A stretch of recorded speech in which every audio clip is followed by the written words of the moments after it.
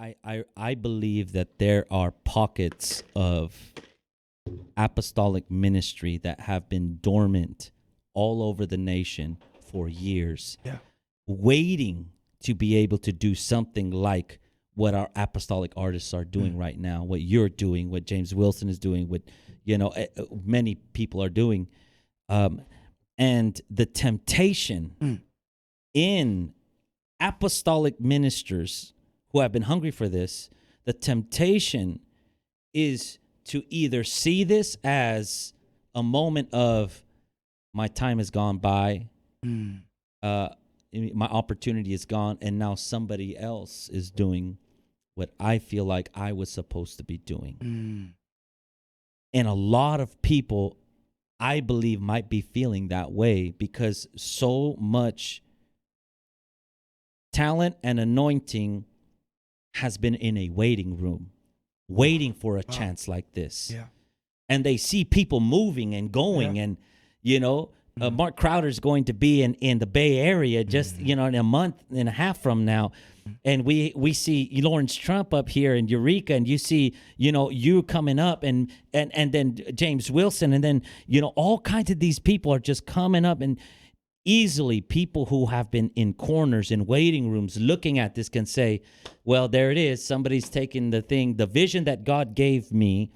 I see other people stepping in, and it's because, maybe I waited too long. Maybe, I felt like, the place where I wasn't ready for it.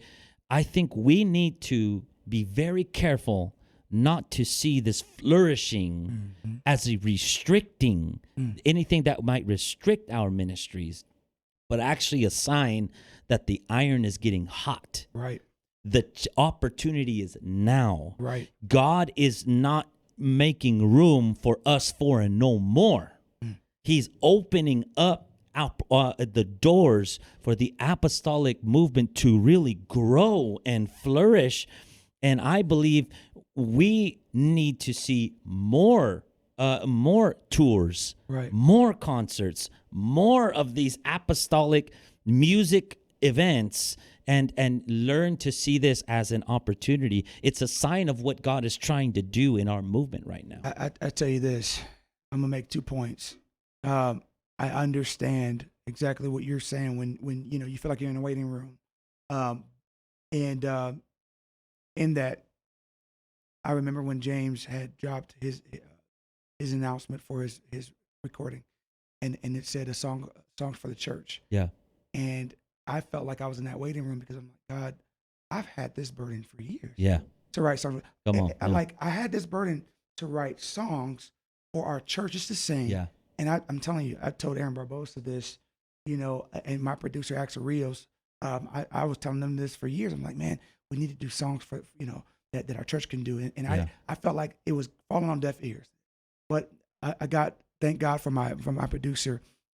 He got to a point where he was like, bro, let's just do it.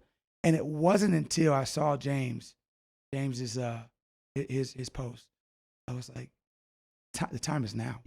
We can't wait no longer. The time is now. We got to go. We got, and I felt like God was like, okay, I've been waiting for you to stop being scared and stop being afraid. I just didn't know how to do it. And I think that's where everybody got to. We just didn't know how to do it. Yeah. We didn't know. I mean, at this something point, was there. Something was there. A desire, a God-given desire was there. But I think what we tapped into was the resources of connecting with your friends, connecting with the talent that's here. Yes. You know what I mean? Yes. We started connecting with people in our movement that have the talent. Yeah. That they match the talent that's on our radio. Yeah.